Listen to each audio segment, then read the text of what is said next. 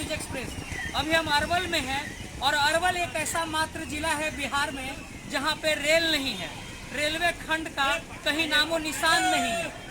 जबकि Bihta Arwal Aurangabad railway line का निर्माण के लिए चंद्रदेव प्रसाद वर्मा जी ने 1980 में संसद में इस मुद्दे को उठाने वाले पहले व्यक्ति थे और आज 42 साल हो गया है, लेकिन इस परियोजना का काम नहीं चालू हुआ। 2007 में लालू प्रसाद यादव जी ने इसका शिलान्यास किया था, लेकिन उसके बाद भी काम नहीं लगा। चलिए जानते हैं यहाँ के लोगों से कि उनका क्या राय है इस रेलवे खंड को लेकर।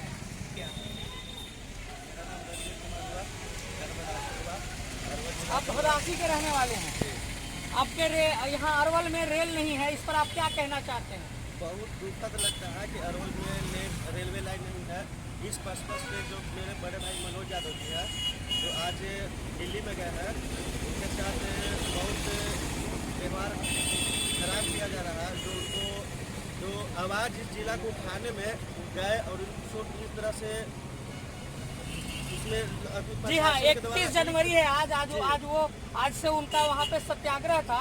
और सत्याग्रह के लिए टाइम देने के बाद भी ये सरकार वहाँ पुलिस भेजकर उन लोगों को अपने कस्टडी में ले लिया है। जी, ये बहुत गलत बात है। अरवल में उत्साह लग रहा है, इस सरकार में नहीं आएगा तो समझिए हम लोग भरोसे नहीं करते जी, भरोसा उठ जाएगा।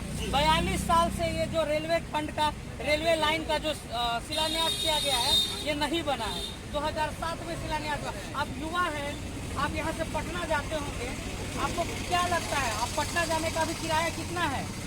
200 रुपया भाड़ा लगता है सर। बहुत दिक्कत होता है हमें सबके जाने आने में, बहुत ही समझ है। ये 60 किलोमीटर की दूरी है अरवल से पटना की, और उसमें आपको 200 रुपया किराया लिया जाता है। अगर रेलवे होता तो ये शायद 20 या 25 रुपए में मुमकिन होता। अच्छा रहता, सब पढ़ाई अच्छा से होता है, नहीं रहता है। सब अरवल जाते हैं पटना में, बहुत दिक्कत होता है। बस ट्रेन बहुत दिक्कत होता है, ट्रेन रहता तो अच्छा रहता। सब सुबह जाते शाम को पढ़कर लौट भी जाते हैं। जी बिल्कुल, बहुत दिक्कत है। और रुपया भाड़ा लग जाता है, जाने आने में 400 भाड़ा लगता है, 400 लग जाता है। ये गरीब दुखिया कहाँ से ला के देगा? बताइए, पढ़ाई लिखाई सब कुछ करना है, लेके चलना है, समझ है। बहुत दिक्कत होता है। अगर रह जाते तो बहुत अच्छा रहता, रेलवे खुल जाता है। और भी लोग हैं आपके अरवल में रेल नहीं है, आप लोग क्या चाहते हैं? आपको बता दें, ये जब परियोजना शुरुआत हुई थी तो इसमें 400 करोड़ की राशि मुहैया करने का बात हुआ था कि 400 करोड़ में बिहटा को अनुग्रह नारायण औरंगाबाद से जोड़ दिया जाएगा।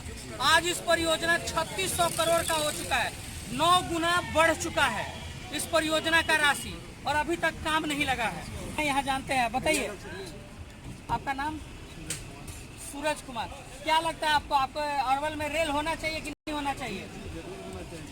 क्या आपके यहाँ के ही है मनोज सिंह यादव जी, जो रेलवे संघर्ष समिति के मुख्य संयोजक हैं और लगातार 8 साल से धरना दे रहे हैं। आप लोग किस तरह से उनको सहयोग कर रहे हैं?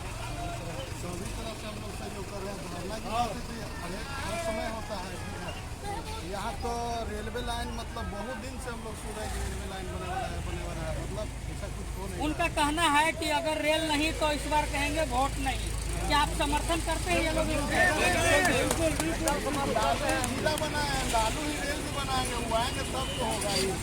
अच्छा, अभी यही कर रहे हैं कि लालू बिना चालू बिहार में हुई तो रेल ना चालू हो, लालू बिना हो रहा है कितना दिन से। तो लालू जी तो किए थे शिलान्यास, तक कहाँ होगा? तो अपने आएंगे तब तो होगा। शिलान्यास करके वो भी तो छोड़ दिए थे। फिर आएंगे नहीं, उनका बेटा आएगा।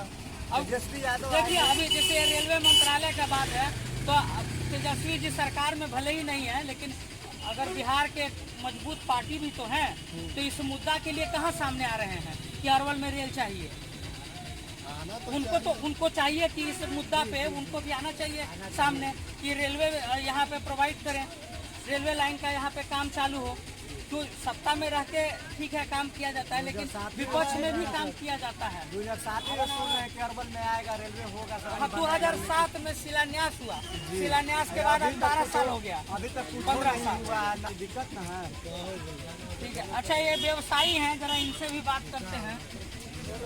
आपको क्या लगता है, आपका जो सामान आता है इसमें ट्रांसपोर्टेशन कॉस्ट ज़्यादा होता होगा? बहुत लाभदायक होता है हम लोग के लिए। रेल सुविधा होता तो किराया कम लगता, चीजें सस्ती होती है ना, सस्ती होती है और सस्ता आप दे पाते लोगों को, है ना।